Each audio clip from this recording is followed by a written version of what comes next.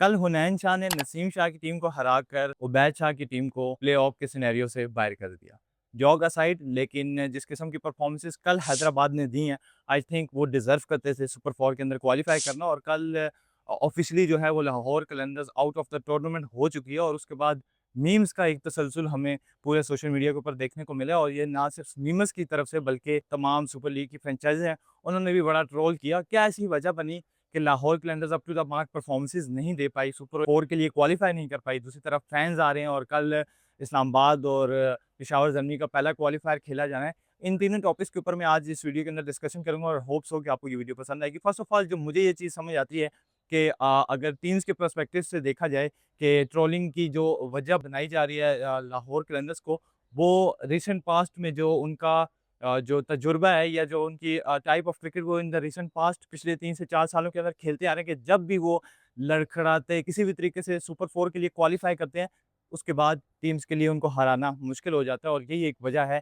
कि शायद टीम्स जो हैं अब थोड़ा-सा रिलैक्स फ़ील कर रही होंगी, ऑनर्स रिलैक्स फ़ील कर रहे होंगे। ठीक है, लाहौर कलंदर्स की बाहर हो गई है, अब हमारे लिए जो सुपर 4 का क्वालीफाइंग सिनेरियो है और फाइनल खेलने का जो एक चांस है, वो थोड़ा-सा आसान हो चुका है। क्योंकि जब लाहौर सुपर 4 के लिए क्वालीफाई करती है, फिर कोई भी टीम हो, वो उनको हरा देती है। और लाहौर कलंदर्स अनबीटन पिछले 4 सालों के अंदर 3 ट्रॉफियाँ उठाने में कामयाब हुए हैं।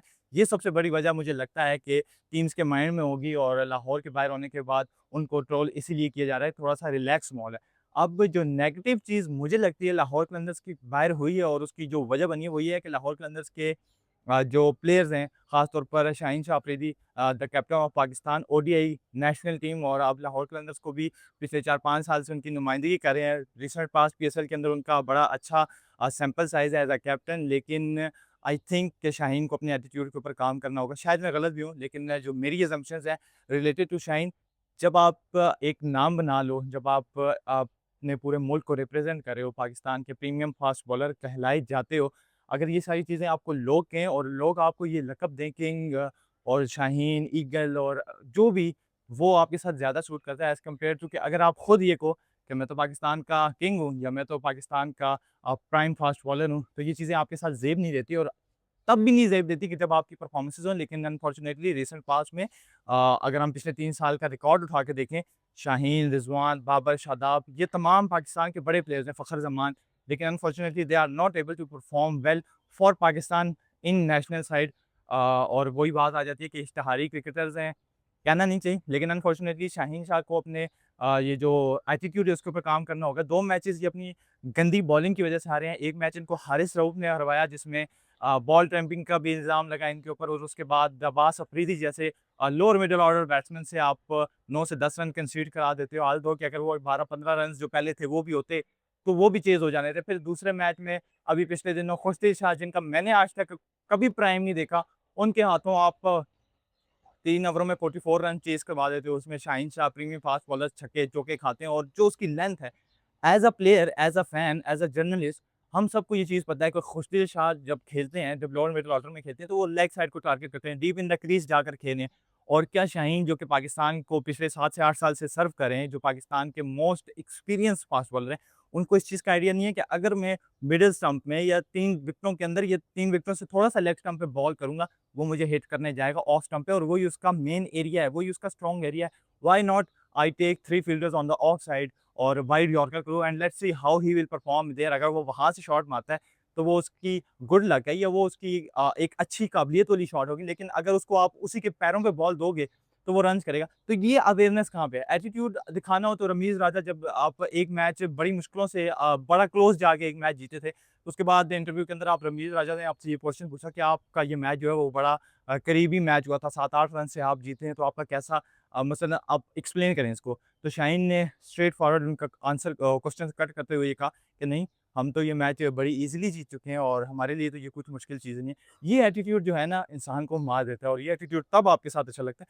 जब आप as a senior player, as a player of as a captain या एज़ अ प्लेयर अपनी टीम को लीड करके मैचेज़ जितवा रहे हो। ये चीज़ें आपके साथ तब ज़ेब देती हैं कि जब पिछला मैच फँसा हुआ था, जो मैच आप हारे हैं, जिसमें शाहीन को रन्स पड़े हैं, खुशदिल शाह के सामने उन्होंने रन्स लीक किए और पूरा मैच का पासा पलटा।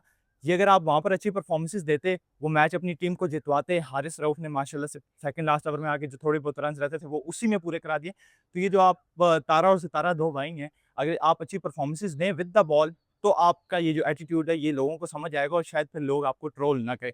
सो मुझे ये लगता है कि शाहीन को अपने एटीट्यूड के ऊपर काम करना होगा ताकि उसकी परफ़ॉर्मेंस वापस आए और अगर आपकी परफ़ॉर्मेंस हो तो फिर आपके साथ एटीट्यूड अच्छा लगता है, अदरवाइज़ अगर आपकी परफ़ॉर्मेंसेस नहीं है तो फिर आपके साथ एटीट्यूड अच्छा नहीं लगता। और एक और मज़े की बात कि ऐसा क्यों होता रहा है कि जब पाकिस्तान की नेशनल टीम हो या पाकिस्तान सुपर लीग के अंदर कोई भी डोमेस्टिक की टीम हो, हमेशा आखिर में आकर नेट रन रेट के ऊपर रिलाई करते हैं। ये तो हैदराबाद अपना जो सेकंड लास्ट मैच इस्लामाबाद से खेली अनफॉर्चुनेटली बहुत ही गंदी किस्म की क्रिकेट उन्होंने खेली जिसकी वज़ह से वो 80 पे ऑल आउट हो गए 6-7 ओवर्स में उन्होंने वो चेज़ करवाया और जिसकी बदौलत से शाहीन शाह की टीम लाहौर कलंदर्स के लिए एक सिनेरियो बना था क्योंकि बड़ा उनको बूस्ट मिल गया था इस्लामाबाद यूनाइटेड को नेट रन रेट को और बड़ी मार पड़ी थी हैदराबाद को। नेट रन रेट उनका बहुत डाउन चला गया था और अब जब लाहौर अपना लास्ट मैच जीती, तो सबको यही लग रहा था कि हैदराबाद के लिए इट्स वेरी डिफिकल्ट कह सकते हैं। अनप्रेडिक्टेबल टाइप ऑफ इनिंग्स जो है हैदराबाद को इस मैच के अंदर किसी प्लेयर को खेलनी पड़ेगी ताकि वन साइडेडली मैच जीतें और वही हुआ। कल 2 250 का टारगेट लगाया और उसके बाद 150 के अंदर उनको पकड़ना था विंडीज़ को और उनको पकड़ा और फिर उसके बाद माशाल्लाह से रिजवान साहब की जो प्रेस कॉन्फ्रेंस थी इट्स फुल ऑफ जोक्स और उसमें कुछ भी एक्सपीरियंस या कोई भी सीरियस बात नहीं थी। ऑल्दो वो शाहीन को सपोर्ट कर रहे थे अनफॉर्चुनेटली इतना बैड पैच है कि अपनी टीम तो जीत नहीं रही लेकिन जिस टीम को सपोर्ट करने के लिए खेल रहे हैं वो टीम भी क्वालीफाई नहीं कर सकी। So best of luck for Lahore Qalandars for the upcoming season और मुझे दुःख है सिकंदर रज़ा जो कि उनका मैच विनर है, मुझे दुःख है लाहौर कलंदर का सितारा फ़खर ज़मान जो कि इनका मैच विनर है जिसने इनको मैच जितवाया था। अनफॉर्चुनेटली इन 2 हीरो के होने के बावजूद आपके जो प्रीमियम फास्ट बॉलर्स हैं उन्होंने आपको 2 मैचेस हरवाए जिसकी बदौलत आप आज सुपर 4 के अंदर नहीं हैं।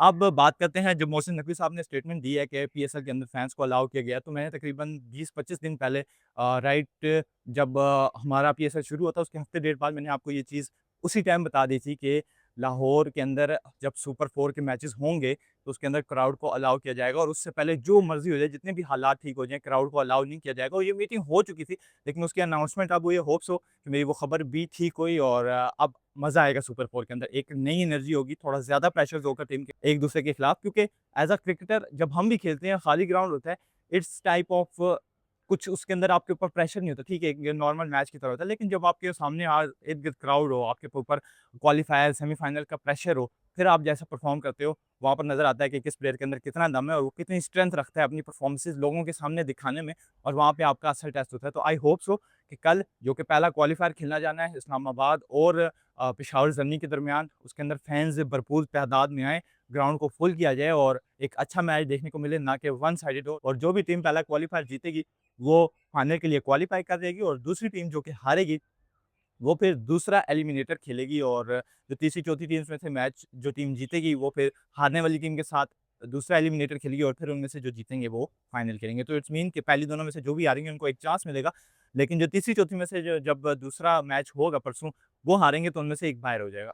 तो आई होप सो कि आपको ये चीज़ समझ आई होगी और अगर कल के मैच की बात करें इस्लामाबाद अपना लास्ट मैच जीता हुआ आ रहा है। पेशावर ज़मी की आखिरी मैच के अंदर जाकर जो उनकी एक स्ट्रीक बरकरार थी वो टूटी।